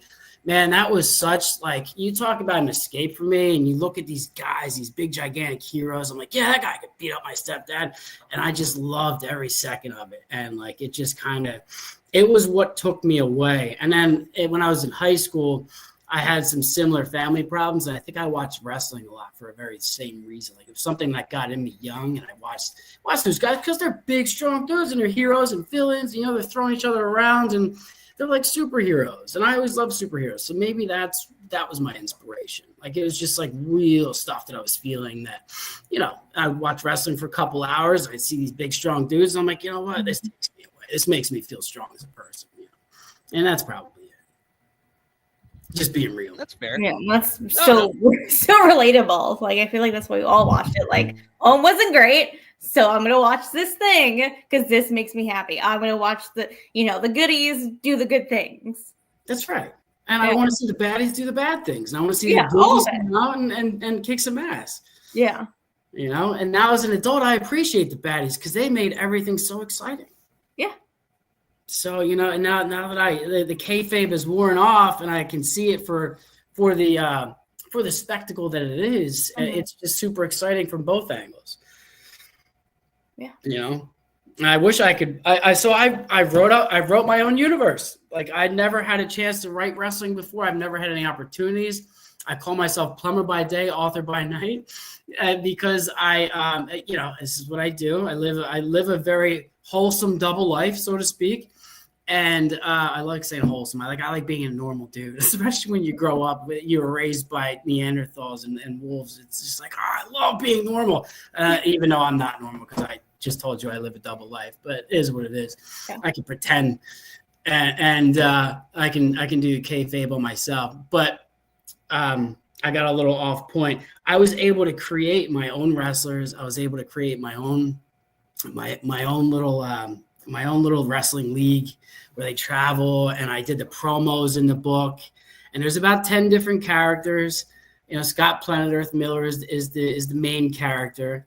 The former champ is Jeff, the district attorney Tully, who's like a Ivy League flunky. And then the future champion is Cactus Corporate America Urkel. Well, I want to call him Urkel. I did call him Urkel, like Steve Urkel's cool cousin, but then the woman who voiced my audio book said it's Urkel. And then when I met Ron Simmons at 90s Wrestling Con too, I kind of told him he inspired me for that character. He's like, what? He's like, what do you mean? And I'm like, I think Godfather was telling a story to Undertaker, maybe it was Stone Cold, I don't remember, on one of their podcasts. And he was thinking about jumping ship from WWE and going to WCW at one point. And Ron Simmons got on the phone with him. He's like, man, I don't know if you want to do that. He's like, you're not from here. Like, I think Godfather's from Vegas or something like that. And he's from up north, and he moved to Vegas. And Ron Simmons is like, yo, man, it's different down here. Like, we're from this place. Like, you come from up north down here, and you hear little kids saying very specific things to you from the crowd, like it's going to damage you inside, man. And Godfather didn't do it. And I heard that, and that reached me, because I'm like, man, people teach their kids people teach their kids to yell things like that at adults. Like, whether it doesn't matter who you are, man. It's just like that. It just kind of hurt me too, because like we want to be better people, and we want to teach our kids to be better than we were. And there's still large swaths of people that are okay with saying those types of things. And I think I could paint a good picture. I don't need to say it, but and I told him that. He's like, what chapters was it? And I gave him a copy of my book, and I'm like, it's all the chapters with Cactus. And he's like, why is Cactus only in a few chapters? I'm like, well, he's in the whole book, but I give him a voice when he becomes champion. And I was like, oh, that's cool. I like that. So I was happy. He's like, I'm going to read it on my flight home. So I was very happy that he was excited about it. So I told him he inspired me, and he did. That's awesome. Yeah. Just doing it. Nikki, I know, Ryan, before we let you go, Nikki has a question she always likes to ask about our guest. Well, because obviously you were in Jersey at the WrestleCon. Like, I don't know, are you Jersey, PA adjacent? I'm Philly Burbs. Okay, so then you sort have a thing. So usually I ask, is it pork roll or Taylor ham? And for the kids that don't know pork roll or Taylor ham, I'm like, tell me your favorite breakfast, because Taylor ham is life, pork roll is life. Depending, there's so many variables of me living. I lived in Philly. I was raised in New Jersey. I'm all over the place. But pork roll, Taylor ham, and then your favorite breakfast food, because breakfast is my life. So I'm gonna answer that. Then I'm going to elaborate on the Philly Jersey thing, if you don't mind. Oh, please! I live both. 100% pork roll all the way. Mm-hmm. My wife is from Jersey. She's from Parsippany. She called it Taylor ham. Yep. She has adopted the ways of the Philadelphia and now calls it a pork roll. Yep. So I have a theory that Central Jersey doesn't exist. There's only North Jersey and South Jersey, and you can measure it by who they root for in football. There's an invisible line going from Trenton to Atlantic City, clear across the state. Below that is South Jersey. Above that is North Jersey. And I know that because those are Jets fans and Giants fans. And then down below the line between Trenton and Atlantic City are all Eagles fans. They say pork roll too. That's how I tied it back in. See what I did there? So many feelings. So that's my I'm theory. Taylor ham all the way. Taylor ham all the way. Taylor ham, egg, and cheese. Let's go. If you go to a breakfast place in Avalon or Wildwood, I'm willing to bet it says pork roll on the menu. Probably. That's good. You're in Seaside, man. You got to take a trip south and tell me, because I haven't been there. I probably won't be back to Wildwood until this summer. It's funny. Literally, 2 weeks ago, we did a show from Atlantic City for Collision, and I didn't even I wish if we'd only met 2 weeks earlier. This could have been a question that could have been easily solved. Maybe. Or at least a mission for that trip. I feel breakfast food is a great equalizer. Everyone loves breakfast. Let's make some eggs, some bacon. Call my ham whenever you want. But the great equalizer. We could all love breakfast together. Remember, heel, face, whatever. We could enjoy some eggs. It's funny because we're fighting over the same exact packaged meat. Whether it's Taylor, it's from Taylor ham, pork roll, we're just cutting the name in half, right? Yeah. It's a 4-word name. So exactly. But, Ryan, well, it was a pleasure having you on. Let us know before we let you get out of here. Let everyone know where they can find your awesome book that we've been discussing here tonight. All right, thank you very much. This is American Dysfunction: The Adventures of Scott, available online at rexrealism.com. I have links to Amazon, Barnes & Noble. Maybe not be in every store, but if you walk into a store and ask for it, they can get it for you. So it's readily available online. Please check it out. I worked hard on it. I believe in it. I love these characters, and I hope you do too. Ryan, well put. Thanks for joining us here tonight. We hope you come back sometime soon. We're looking forward to it. Ladies and gentlemen, Ryan Rex. Thanks, guys. Cut Nikki, off. You didn't making new friends. Making new friends. I know. Well, no, yeah, making new friends. Making new friends. I know it's hard to. I'm doing a lot of things here. I'm dealing with the elements down here and doing a great job. You know, it also. I don't know if you noticed. It started. Oh, it's shining. You look beautiful in the. I know. You might say I have a glow about me. You do have like I have a halo. about you. You know, some people said that the weather was going to be garbage, but you know what? We stuck through a few crazy minutes, but the show went off. So we're doing something. Yeah, we're doing something. We're having fun. So, Nikki, from one author to another. Yeah.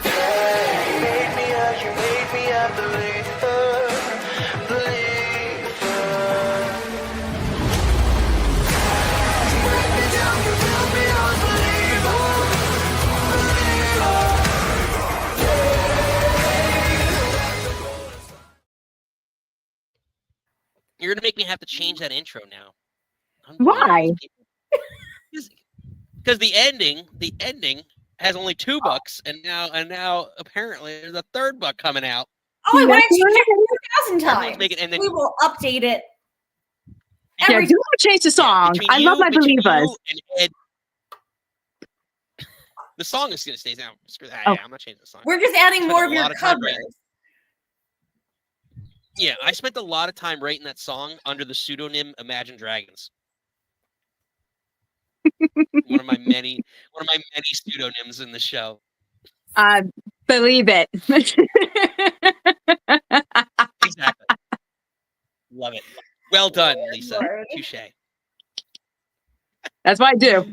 So what are you drinking? What are you thinking? Oh, I'm drinking water, you know. I'm not fancy or anything.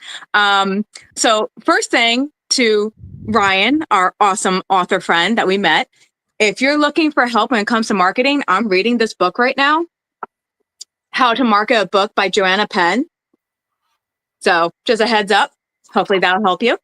What am I thinking? Oh, good God, what am I thinking? So John and I actually had a conversation the other night where I'm like, you know what? It's time for these older wrestlers to kind of step to the side and have the new up and comers come in. And I feel like we're going to be seeing that. I'm hoping we're going to be seeing that with Money in the Bank, with the ladies, especially because I know Mommy's in it, Roxanne's in it, and Alexa Bliss is in it. I feel like, I'm hoping I'm wrong, they may give it to Rhea because Rhea, she's the big star right now. But I would love to see somebody like Roxanne or whoever else gets in that's, I don't want to say lower on the totem pole, but who's still an up and comer like Chelsea Green, get it because they deserve the spotlight.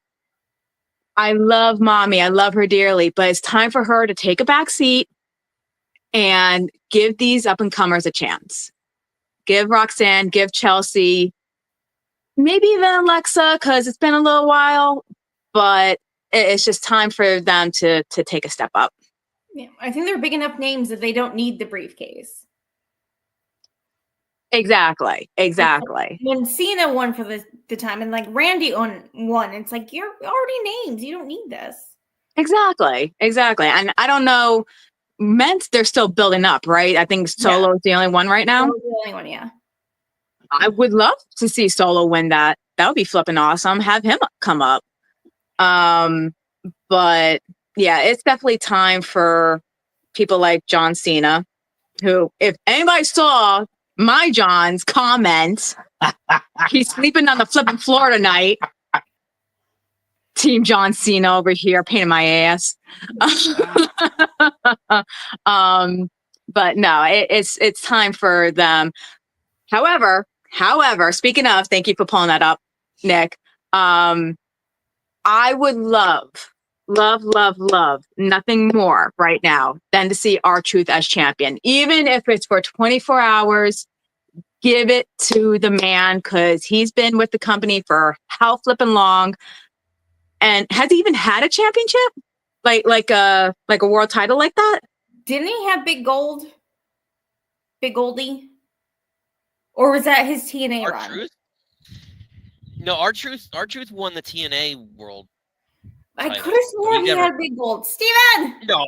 Yes, R-Truth Steven, is like a 74-time. He's a 74-time 24/7 champion. Yes, I know, but like back before he was K-Quick and he went to TNA and he came back and I thought he had Big Gold for like a hot second. I don't know. Whether he did or didn't, this guy deserves it. I'm sorry. If he takes the belt off of Cena, I would be happier than pig and poop. So then does he drop it back to Cena and then Cena's 18? Oh, God, no. God, Yes. no. Shut up. No, God, no. Fine. But I'll win myself. you call in. Go ahead. Yeah. John, But you no. know what just happened, Joho? You just made the list. He's always on Lisa's list. Up, down, he's number one. Always number one. Sometimes it's for good things, sometimes for bad things. Yeah, Lisa, you need someone to just like when you have a call, like you need someone working the door, like security. And I think because you got really lax security right now. Leave my Jackson alone. Laying on the couch down here, you played that, his head just shot up. So if he starts moving around, it's your fault. You did not like Oh, my poor Jackson. I'm watching him. I couldn't Oh resist my adding a couple- God. There you go. All right, head back down. Lisa, We're what good. else you thinking? I mentioned it in the chat. Why the hell are they doing Saturday night main event when you just had Backlash? You're about to have Money in the Bank. You're plopping this in the middle, and I feel like it's kind of out of place. Like you do have a couple of good matches. You know, Drew and Damian and in the tag match. But at the same time, you couldn't push those to Money in the Bank? Or hell, save them for SummerSlam? Which I know, yeah, we still got a couple of months before that, but I don't know. But Lisa, you get to see Seth Rollins tomorrow night without having to pay PLE prices. And CM Punk. But also, what's Andrew live McIntyre. pay-per-view as well? Pretty sure I'm sorry? I'm pretty sure there's also another pay-per-view in July. I'm sure Steven or Oh, someone. Crown Jewel? No, because that's the one in Perth. No, Night of Champions. Night of Oh, Champions. Night Champion. Thank you. That's in Crown Jewels in September. Okay. There's too like There's too flipping many. God Lord. yeah, and Steven, there's also the rumor that there's going to be Evolution 2, Electric Boogaloo. Yeah. Which we love her and support our ladies. I just don't know if I need a ladies pay-per-view shoved in between all this other stuff. But it was like Exactly. Is that why there's not a women's match on Saturday night's main event 3 times fast? But like, is that what? Because this is like I want to say like this is the first time in like Triple H's era there's not like a women's match on the card again. Yeah. So like tonight, but again, if it's 2 hours on NBC, you already have your 4 matches. Unless something happens that they throw in the middle, like some sort of interview. I don't want to cool down like a 2-minute Divas cool down squash shit either. So Yeah. But it's just too much. Like let it. We had such a stretch that everyone was like, "Oh, between Royal Rumble and Elimination Chamber, that felt like 600 years." And now it's just like, bah, bah, bah, bah, bah, bah, bah, bah. I'm like, we need to find a middle ground. Like that was too long. This is too much. Yeah. Yeah, that's fair. Amen. Lisa, before we let you go, last shot. And it better not be to complain about the questions during trivia. Because if you will, you're right off the show. You gave me AEW. I don't know what you were thinking. It was random. It's random. Don't blame me. Blame the randomizer. Mm-hmm. Sure. Random sure. drawing. and I reseated you to a different question. Which I appreciate. I still didn't win. So, you know. Don't worry. Next This time. lovely box of rice and Ryan? I know. Pony. You are riceless. Damn it. Nikki, you know both of you. The irony in that is that Linda T made rice tonight for dinner. Linders? What else did she make? What did I miss out on? No. Master Chef Linda T made that chicken. Yeah, her specialty chicken. But yes, I digress. Yeah. Lisa, before we let you go, your last shot. Yeah. Send my love to Linda T and Dr. T because I love them so much. And you know what? Justice for our truth. Justice for Chelsea. Justice for our truth.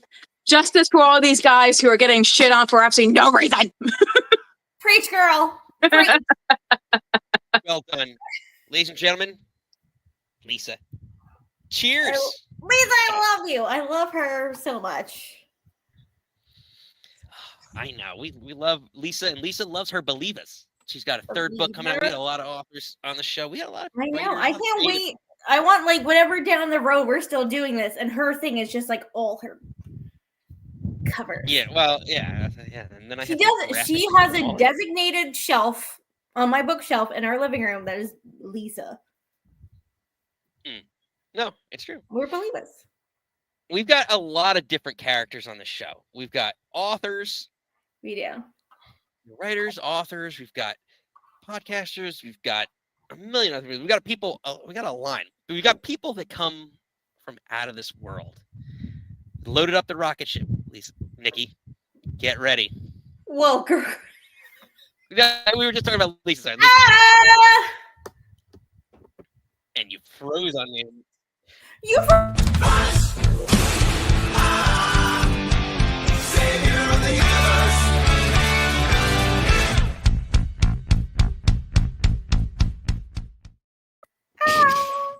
What is going on with the production, Nick?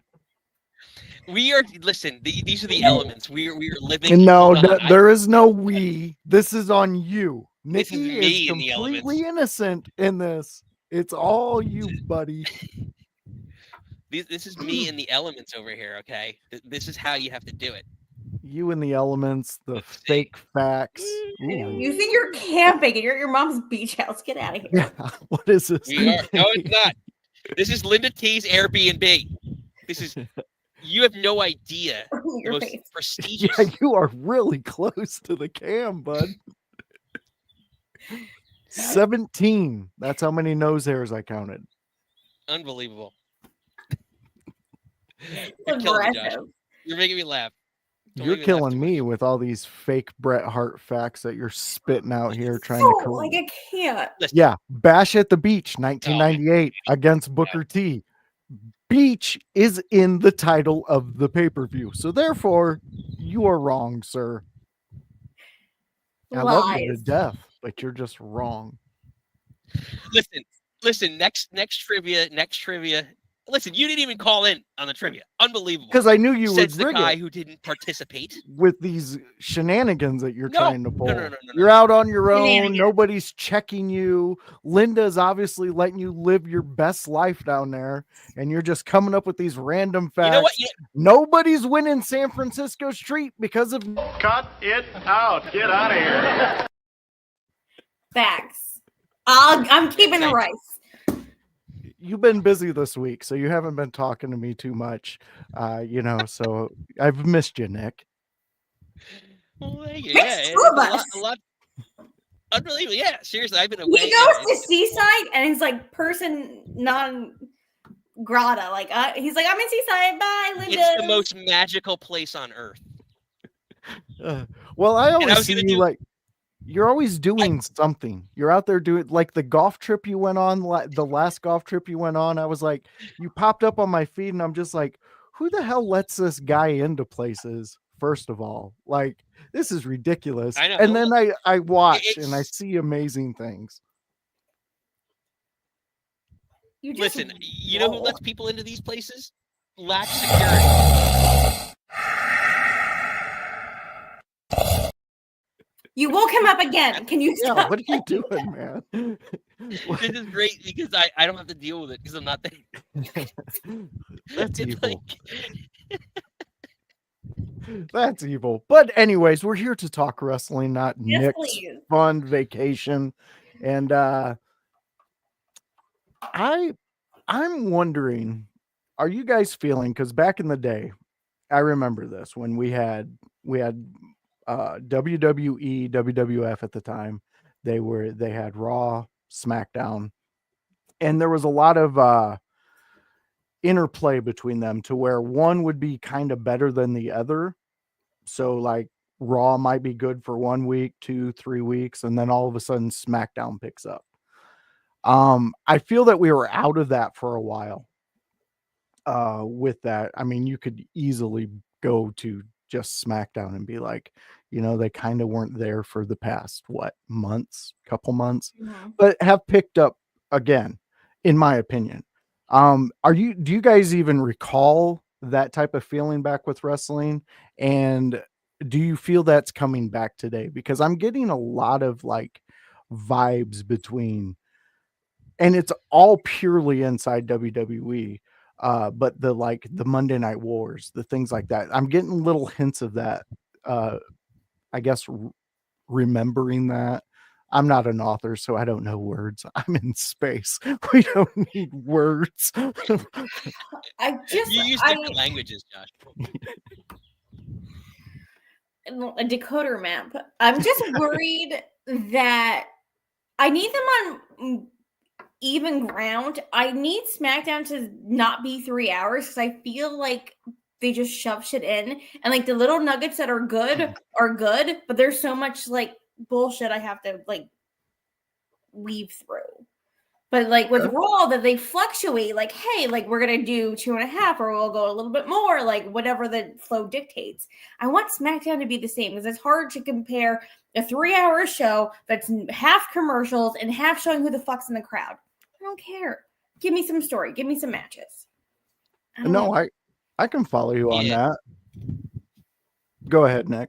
Yeah, I think a lot of it is just relative, right? Like, because there's an ebb and flow to everything. Like, that's the one problem I have with AEW, and like not to like transition over, but like they don't like WWE has a deep enough roster, and AEW is the same way that you can plot out matches and like you can have all these great PLE pay-per-view cards, and then but you still have to book a Raw or a Dynamite, whatever it is, 2-3 days, 1 day after that pay-per-view. So you're not going to get all the top talent again, but preserving those talent. Like we just saw a week ago, like last week, I don't know, AJ Finn. That is a main event caliber match, and it was in the middle of the card. But like, again, it sucks that they weren't on the PLE, but don't throw them on just to throw them on, just to get another name on in the middle of the card that's meaningless. Put them in a spot that's valuable. So like, I think it's spacing out the talent. It's almost like baseball in a sense. And Josh, I know you're a baseball guy too, like softball, baseball, whatever. Like same thing. It's like you have a rotation of talent. You have to rest them. There's it used to be 300 days a year you're on the road. So how are you going to space out that talent to make it a worthy show? Like, like you can't, like, it's in the same thing. It's like, it's similar to music, right? Like Frankie Valli, whoever it is, you name the artist, they're not going to hit the, like Axl Rose. You're not going to hit those high notes every night for however many years. I remember watching the Eagles documentary. I forget the guy's name, the bassist that left the Eagles because he didn't want to sing Take It to the Limit all the time because it killed his voice to sing it every night. And that's like the reality of it. You can't do that every night. You need a night off, Well, I'll counter your music with Freddie Mercury. He was able to hit those until, he didn't breathe anymore. I mean, up until then, he was able to hit all of those notes. And the dude refused to get teeth surgery because he thought it would mess up his ability to hit those notes. But I understand what you're saying, Nick, and I'm there with you. But let me ask this real quick. With me, Raw and SmackDown have always had this like symbiotic little connection that you could easily digest both of them. Let's say you don't watch for 2 weeks, you go back, and then you kind of within the first hour, you're kind of back into the flow of everything. Raw to me needs to be more towards 3 hours because I love their storytelling on Raw. SmackDown, I agree with you, Nikki. Drop it down to 2 hours, but give it back to when it first started, like with The Rock, and there was some comical aspects to it. That was the relief as a fan. You knew on SmackDown you were going to get some outrageous antics and just fun. There was a lot of fun there, and I think that's where we are with this match that we're getting with John Cena and R-Truth. We're having a bit of fun with it because there's a storied history of comedy with R-Truth proclaiming his love for John Cena whenever he's in front of a camera. So I think we're getting to a really cool peak in WWE. Now, on the counter side, AEW, I feel like none of their shows connect. Like if you miss out a week, there's a good chance that person might not be on that roster in week 3 when you pick back up. So then the story might die, whatever they're trying to build.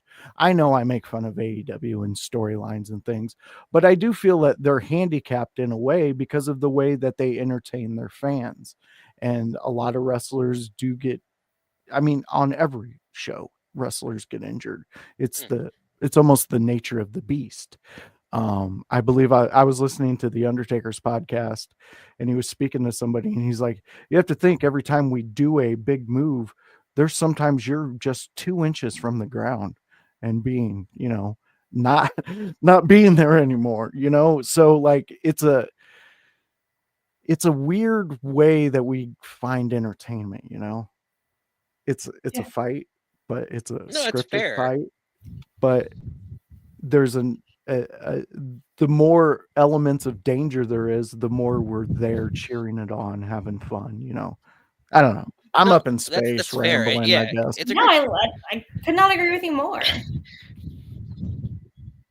Oxygen's a little low. I think a lot of that too, like we agree. Something's wrong in the universe. We're being crazy. I know. I don't know what's going on. You're on space. We're in the upside down. Where's Winona? Drinks for everybody. I know. I don't even. I don't even have a he drop leaves for me that. alone. This is what happens. I know. The bar gets taken over. But it's a great point because like I think AEW falls into the trap of just like they do a lot of wrestling and it's great wrestling, but it's tournament style wrestling, and like at the end of the day, like the sport of wrestling, it loses its luster. Like if you're competing for titles all the time and you're going to lose matches, you're going to have someone who's going to lose a lot of matches, and they're not going to look strong even if they're the biggest guy on the planet. So it's a tough struggle. You need that storyline. Yeah. Do you remember when you both might remember this when UFC first started and how it was set up like a tournament? Like guys would go sometimes four fights, but they had to change because that wasn't sustainable. Like you cannot do that. That's why we didn't get a long, amazing career from Hoist Gracie. I mean, we got an amazing career, but it wasn't long. And for somebody who developed a style that changed that art of fighting, of entertainment, that to me, he should have had a longer career, but I liken it back to the tournament style, but they adapted and became a more pay-per-view style. I don't know what we do with AEW on that planet. I mean, on my show, we would put a pin in it and we would discuss it at a later date. I know I'll be back unless, an engine blows and then I'm trapped on Neptune. I know. You got to make sure. Probably safer on Neptune. Element 50. It might be. Is it 52, 23? Element 23, 52. 99. I'm dyslexic with all the elements. Oh, you're talking about that one that what's his name was? I knew you knew it. You wrote it in the last show. You're making Jackson upset. For the... Yeah, I forget. Element. All the alien talk. Yeah. This is what happens, Nick. I come on here to talk wrestling, and then you're like, "Hey, here's a conspiracy," and then I'm like, "A squirrel? What?" Like I know. We come to talk wrestling, and then it just devolves into a bunch of other things. Hey, I got that's why we love having you on wrestling too. If you ever want to sit down and talk about those are fun. That's why we have you. That's why we have you on, Josh. That's why we bring you on every week. That's why you were appreciated regular. Oh, Nikki, you Oh, almost made me do no. a drop. Jackson went Do it. upstairs. Wait.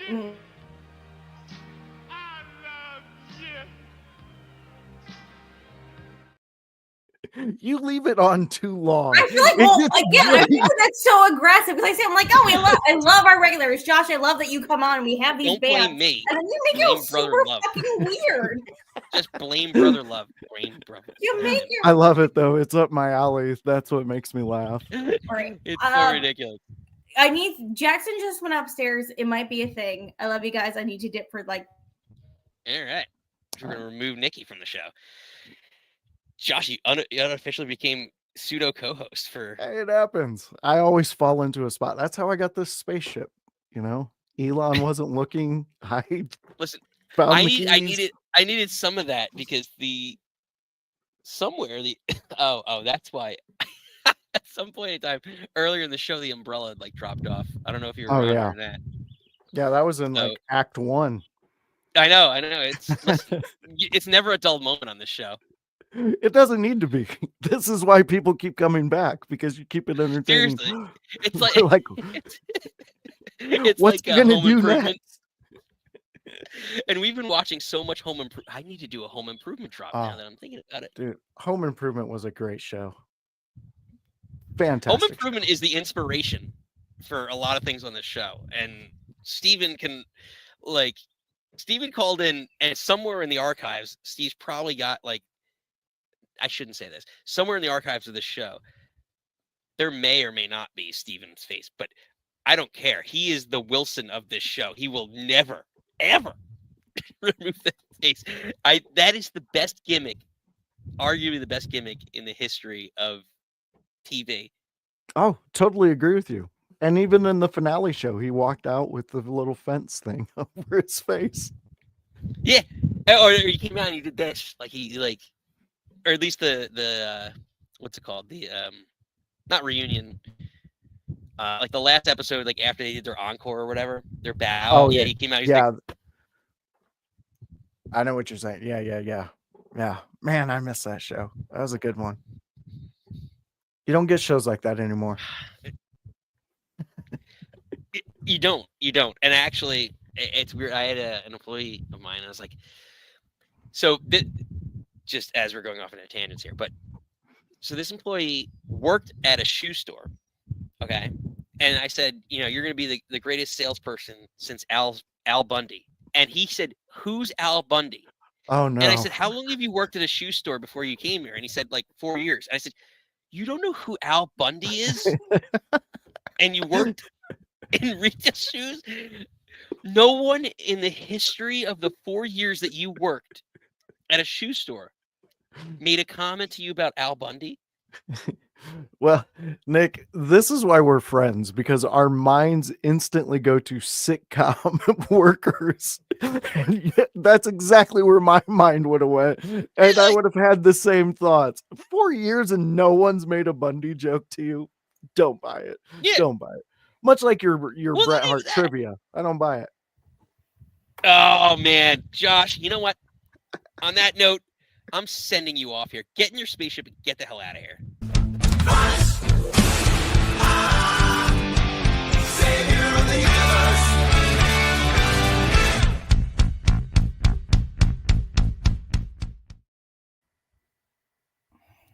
All right, Nikki. An I adventure. had to throw up the baby gate. He went running to that room. Interesting. Yeah. Fun being home alone with your dog. That's weird. And your cat. That's bad. I know. Well, Anyway. soon there'll be a draw. But it's been a fun one, Nikki. It's been Yeah, a crazy one. Pork roll for everybody. Taylor ham for everyone. Breakfast for all. Breakfast for all. I love breakfast. We had a fun night. Linda T's Not So Airbnb. A bash at Linda T's beach house. I know. Tell Linda I love her. I will. I don't know. We'll see where they're at. It's gonna be interesting. They're fixing stuff, fixing umbrellas that are flying out.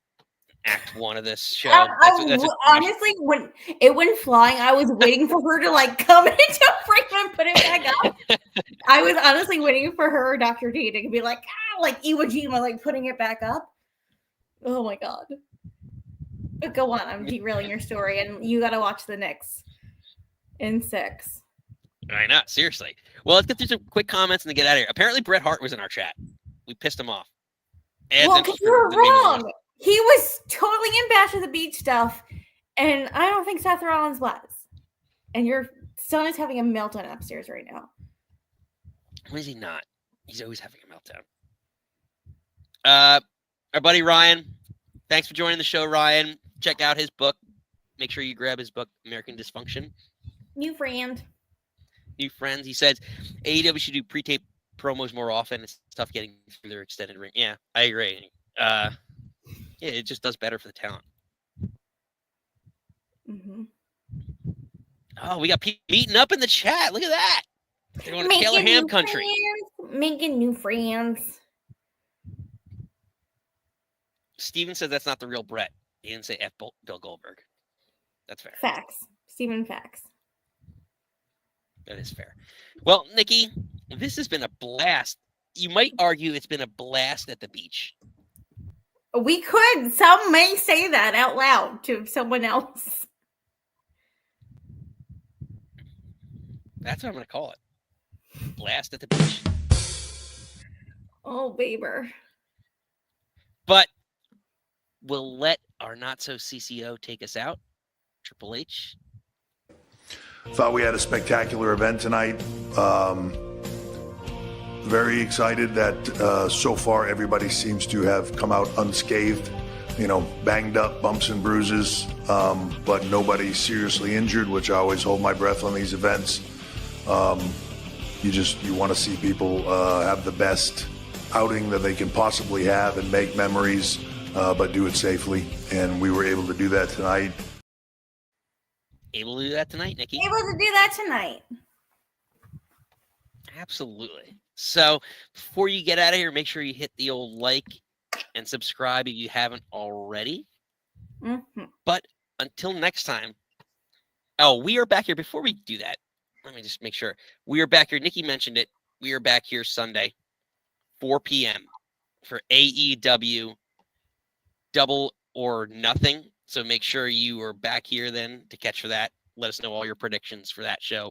If you're an AEW fan, I know some of our regulars, Lisa, maybe not, and Joe, maybe not. But if you're an AEW fan, come on in on Sunday at 4 p.m. Eastern time for that. But until then, you don't have to go home. But you can stay here. Goodbye.